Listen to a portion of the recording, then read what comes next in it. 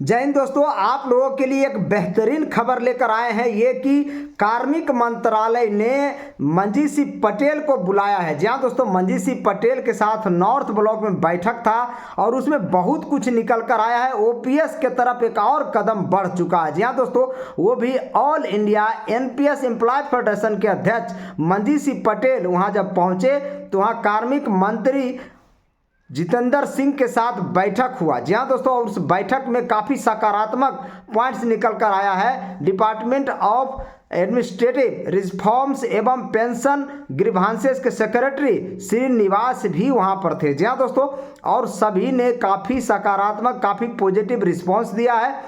दो मांगे प्रमुख रूप से बता दें कि मंजीत सिंह पटेल ने रखे सरकार के साथ। पहला मांग था कि सेवानिवृत्ति यानी सेवा काल, आपको बता दें जिस समय सेवानिवृत्ति होती है, सेवानिवृत्ति के समय ही ब्याज सहित 10% अंशदान वापस हो।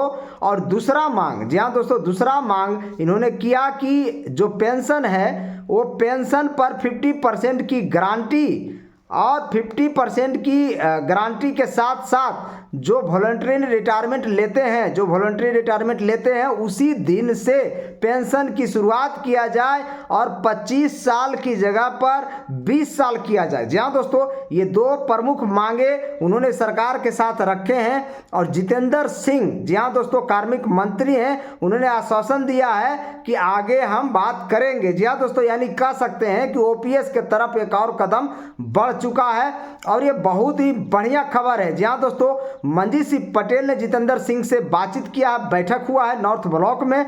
और दो बातें जो मंजीत सिंह पटेल ने मांगे हैं वो दो प्रमुख बात अगर शामिल कर दिया जाता है तो यूपीएस ही ओपीएस बन जाएगा। जी हाँ दोस्तों, क्योंकि 10% की गारंटी अगर यूपीएस में ले लिया जाए और 25 साल की जगह 20 साल सेवा काल कर दिया जाए तो बाकी कुछ बचता ही नहीं है। जी हाँ दोस्तों, बाकी की जो छोटी मोटी मांगे रहेगी उसे लड़कर और लिया जा सकता है। जी हाँ दोस्तों, जो प्रमुख मांगे हैं, जो 25 साल जो दिया गया है या वीआरएस के समय अगर कोई वीआरएस लेता है, बलजबड़िया वीआरएस उसको दे देती है सरकार, या कोई लेता है तो जब तक वो सेवानिवृत्ति नहीं होगा, रिटायरमेंट नहीं होगा, जब से उसका पेंशन शुरू नहीं होगा, ये बहुत ही घटिया नियम बनाया गया है यूपीएस में और इसी को बदलने की जरूरत है। और यही बात मंजीत सिंह पटेल ने सरकार के साथ समक्ष रख दिया है। जी हाँ दोस्तों, यानी मंजीत सिंह पटेल को बैठक में बुलाया गया था और मंजीत सिंह पटेल ने नॉर्थ ब्लॉक के बैठक में गए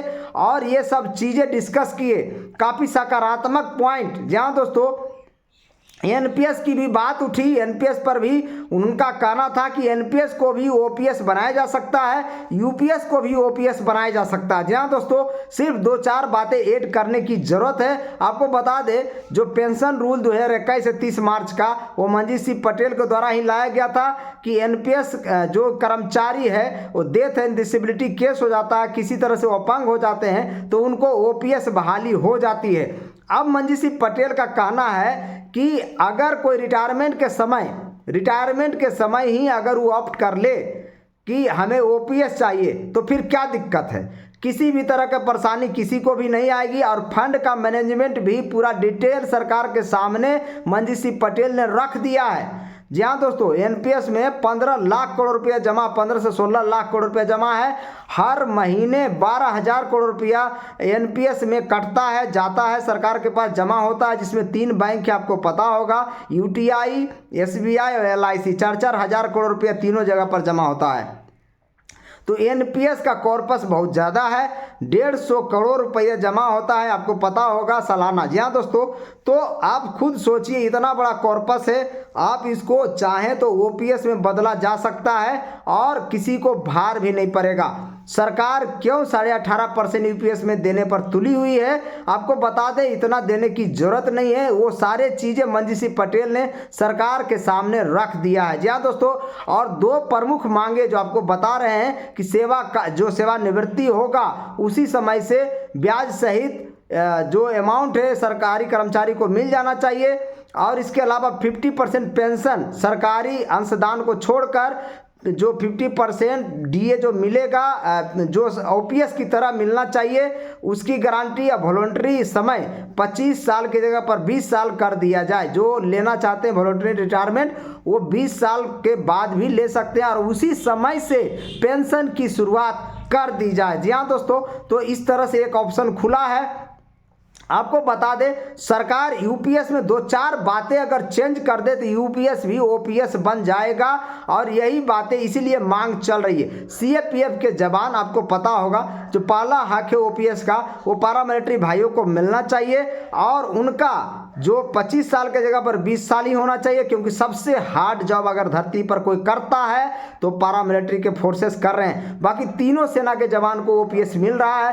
पैरामिलिट्री के जवान क्यों इसे मशरूम रखा गया, महरूम रखा गया, ये समझ से परे है और सरकार सुप्रीम कोर्ट में भी जाकर अड़चन पैदा कर दी है। आपको पता होगा दिल्ली हाई कोर्ट का ऑर्डर था कि इन्हें भी संघ की सुरक्षा जो मान ली जाए, सेना मान ली जाए और इन्हें भी ओपीएस बहाल कर दी जाए, तत्काल ओपीएस बहाल कर दी जाए। जी हाँ दोस्तों, लेकिन ये मामला सुप्रीम कोर्ट पहुंच गया और सरकार सुप्रीम कोर्ट जाकर इसको स्टे ऑर्डर ले लिया। जी हाँ दोस्तों, तो इस तरह से सरकार को ये सोचना चाहिए कि जो उनकी रक्षा करता है, जो देश की रक्षा करता है, उनके साथ, उनके सुरक्षा के साथ, उनके बुढ़ापे के साथ खिलवाड़ सरकार को नहीं करनी चाहिए। जी हाँ दोस्तों, इसीलिए पहला हक हम हमेशा बोलते हैं। द रियल फैक्ट्स पे आप देखे होंगे जब भी वीडियो बनाते हैं पैरामिलिट्री फोर्सेस को हम शामिल जरूर करते हैं, क्योंकि हमें काफ़ी दर्द होता है पैरामिलिट्री फोर्सेस भाइयों के लिए जो अपने जीवन सर्वोच्च बलिदान देते हैं, उनको शहीद का दर्जा नहीं मिलता है।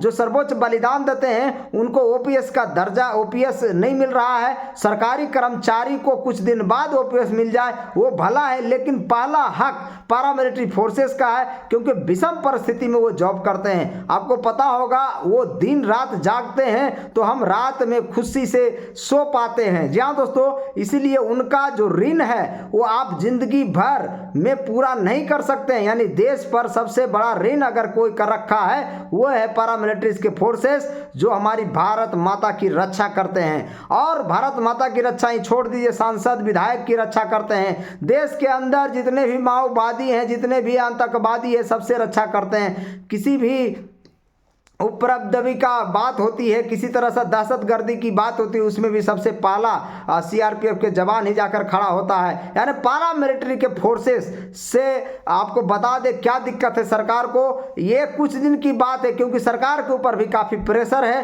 हो सकता है ओपीएस बहुत जल्द बहाल हो जाए। जी हाँ दोस्तों, क्योंकि मामला सुप्रीम कोर्ट में पहुंचा हुआ है और उस पर सुनवाई छिब्बर साहब कर रहे हैं। अंकुर छिब्बर भी लगातार चल रहे हैं अपने तरह से ओपीएस बहाली के तरफ जी जान लगाए हुए हैं। आपको पता होगा जो पैरामिलिट्री फोर्सेस भाई है उनके तरफ से वकील हैं अंकुर छिब्बर। तो इस तरह से कह सकते हैं कि अभी जो मंजीत सिंह पटेल जो सरकार के साथ बैठक हुआ है और जो कार्मिक मंत्री है जितेंद्र सिंह के साथ जो बातचीत हुआ वो काफ़ी सकारात्मक बातचीत है। वो सारा डिटेल समझा चुके हैं। तो चाहे तो सरकार यूपीएस में 2-4 बातें आराम से चेंज कर सकती है। बाद में देने की बात सोच लीजिए, पहले ही अगर सरकार दे दे तो सरकारी कर्मचारी वो यूपीएस एडॉप्ट कर सकता है। जी हाँ दोस्तों, और इस तरह से जबरन किसी को यूपीएस एडॉप्ट करवाना ये अन्याय है। आपको बता दें सरकारी कर्मचारी का हक है, ये संवैधानिक हक है। आपको पता है सुप्रीम कोर्ट ने भी बता रखा सरकार को कि इनका संवैधानिक हक है, इनको ओपीएस दे दिया जाए। लेकिन सरकार है कि सुनती नहीं है और सरकार हमेशा बोझ बताती है। आपको बता दें फंड का इंतजाम कैसे होगा, मंजीत सिंह पटेल पूरा कैलकुलेशन करके सरकार के सामने रख दिए हैं। अब सरकार को सोचना है, यानी गेंद सरकार के पाले में है। यानी सरकार को अब सोचना है कि ओपीएस जितना जल्द उतना जल्द बहाल कर दें इन सरकारी कर्मचारियों का, क्योंकि इनका हक है। जी हाँ दोस्तों, पहले के ज़माने में लोग भी ओपीएस लिया करते थे और 2004 के बाद अटल बिहारी वाजपेयी बंद कर दिए हैं। अब 2024 में नरेंद्र मोदी यूपीएस लेकर आए हैं। आपको बता दें नरेंद्र मोदी बड़े बड़े फैसले लेने में माहिर माने जाते हैं। उनका अभी कुछ दिन पहले देखिए 8 पे कमीशन की कोई बात नहीं चल रही थी, अचानक देखिए 8 पे कमीशन की गठन की मंजूरी मिल गई। वो अलग बात है कि अध्यक्ष पद का अनाउंसमेंट अभी तक नहीं हो रहा, देर हो रहा, लेत लतीफी हो रहा है, समय काफ़ी कम है, वक्त काफ़ी कम है और कम समय में 8 पे कमीशन भी लागू करना है, सिफारिशें लागू करना भी, रिपोर्ट बनेगा उसके बाद सरकार इसके ऊपर सिफारिशें लागू करेगी। यानी सरकारी कर्मचारियों के लिए बल्ले बल्ले बात तो है। अब एक और बल्ले बल्ले बात अगर नरेंद्र मोदी कर देते हैं, ओपीएस बहाली की घोषणा कर देते हैं, तो आपको बता दें सरकारी कर्मचारियों में खुशी का ठिकाना नहीं रहेगा। आपको बता दें कई लोग से हम पूछे तो उनका कहना है कि नरेंद्र मोदी ओपीएस बहाल नहीं कर सकते हैं क्योंकि यूपीएस लेकर आए हैं। देखिए ऐसा है कि नरेंद्र मोदी से ही हम लोग डिमांड कर सकते हैं, जितने भी सरकारी कर्मचारी हैं वो नरेंद्र मोदी से ही डिमांड कर सकते हैं। जो हमारा प्राइम मिनिस्टर है आप उसी से मांग कर सकते हैं। तो आपको बता दें डिमांड आप कर सकते हैं और वही डिमांड पूर्ति कर सकता है। जी हाँ दोस्तों, बड़े बड़े फैसले लेने में माहिर माने जाते हैं नरेंद्र मोदी, वो कभी भी फैसला बड़ा ले सकते हैं और ये योजनाएं आती हैं और जाती हैं। जी हाँ दोस्तों, जो यूपीएस आया है, एनपीएस आया है, ये परमानेंट नहीं है। आज नहीं तो ये कल खत्म जरूर होगा, आज नहीं तो कल ओपीएस बहाल जरूर होगा। फिलहाल मंजीत सिंह पटेल ने बैठक करके आ गए हैं और ये 2-4 मांगे मांग ली गई है। अगर सरकार आगे और बातचीत करती है तो इसका कुछ न कुछ निष्कर्ष आएगा, बहुत जल्द आएगा और कुछ दिन के बाद देखिएगा मंजीत सिंह पटेल खुद लाइव आएंगे और पूरा डिटेल बताएंगे। फिर आपको हम अपने चैनल पर भी मंजीत सिंह पटेल को आपको हम दिखाएंगे कि उनके साथ क्या गुफ्तगू हुआ, क्या बातचीत हुई, ओपीएस कब बहाल होगा, यूपीएस में क्या बदलाव होगा कि ओपीएस बन जाएगा। यानी ओपीएस के तरफ एक बहुत बड़ा कदम रख लिया गया। कह सकते हैं कि no UPS no NPS only OPS के तरफ एक कदम और बढ़ चुका है। अब देखना ये है कि कितना जल्द सरकार फैसला लेती है। जी हाँ दोस्तों, बाकी मेरे चैनल को लाइक करिए, शेयर करिए, सब्सक्राइब करिए, अपने परिवारजनों से भी सब्सक्राइब कराइए ताकि आपका सपोर्ट का काफ़ी ज़रूरत है हमें। और ओपीएस की आवाज़ द रियल फैक्ट्स हमेशा आपके साथ खड़ा रहेगा, खड़ा जिंदगी भर रहेगा, मरते दम तक रहेगा। जय हिंद।